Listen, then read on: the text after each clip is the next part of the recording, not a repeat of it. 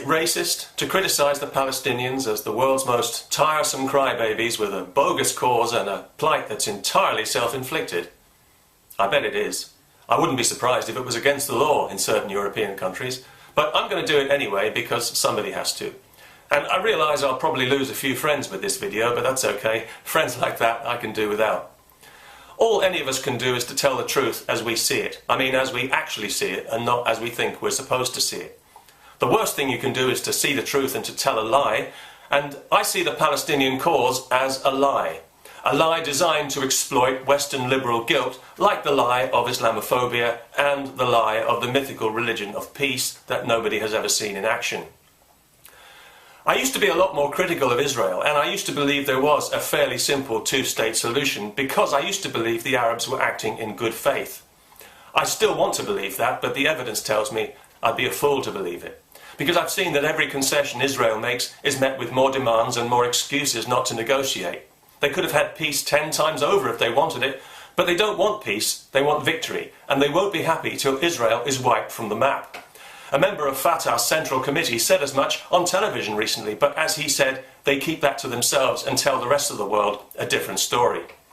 And as part of that story, the bogus claim for Palestinian statehood is currently passing through the United Nations, and we're all waiting to see what plops out the other end.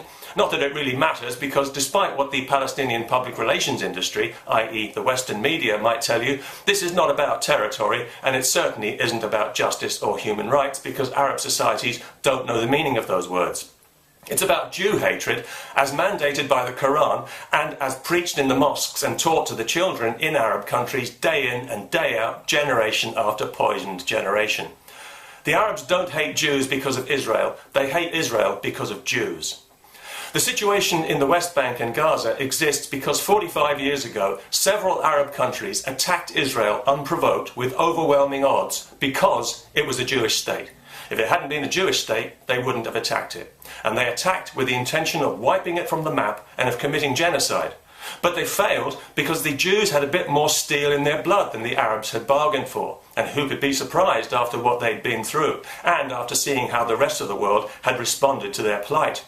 Large numbers of Jews could have escaped the Nazis if they'd had somewhere else to go, but other countries wouldn't let them in. The Mufti of Jerusalem at the time was a friend of Hitler's, and, good Muslim that he was, he approved of the final solution and had plans for his own Holocaust in the Middle East once the Nazis had won the war. So who can blame the Israelis today for defending themselves as if they mean it, when they know they're dealing with people they know they can't trust and who they know hate them enough to want to exterminate them as a people? Anybody else in their situation would behave the same way. I know I would, and I wouldn't apologise for it. Israel is surrounded by enemies. Peace is more in their interest than in anyone else's, which is why they keep making concessions. But it's not in the interest of the Palestinian leadership. Peace is the last thing they want. They need to keep the pot boiling. They need to keep their people angry and resentful and hating Jews. Peace would ruin everything because they won't be happy until Israel is wiped from the map and the Jews have been driven into the sea. If they really believe that's going to happen, they're insane. And if they don't really believe it, they're even more insane, wouldn't you say? And all you good-hearted Western liberals who keep banging the drum for the poor Palestinians, I sympathise with you because you're doing it for the right reason. But you're being used and exploited, just as the people in the West Bank and Gaza are being exploited by people who have no intention of negotiating peace because they're driven primarily by crude, irrational religious hatred. When you protest for Palestine, you know you'll be in the company of people calling for Jews to be gassed. Do you think that's an accident?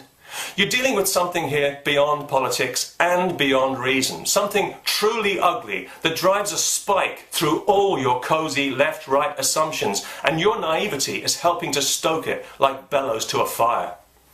The world needs to stop pretending that Palestine is about justice and human rights and have the moral courage to call this thing what it is, to put a stop to this charade, this endless dance around a non-existent negotiating table.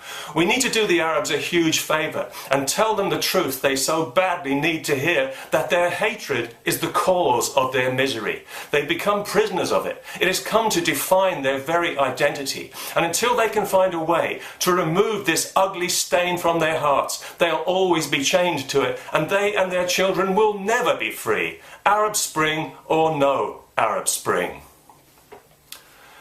Peace. How many wasted generations of hate do you think it'll take?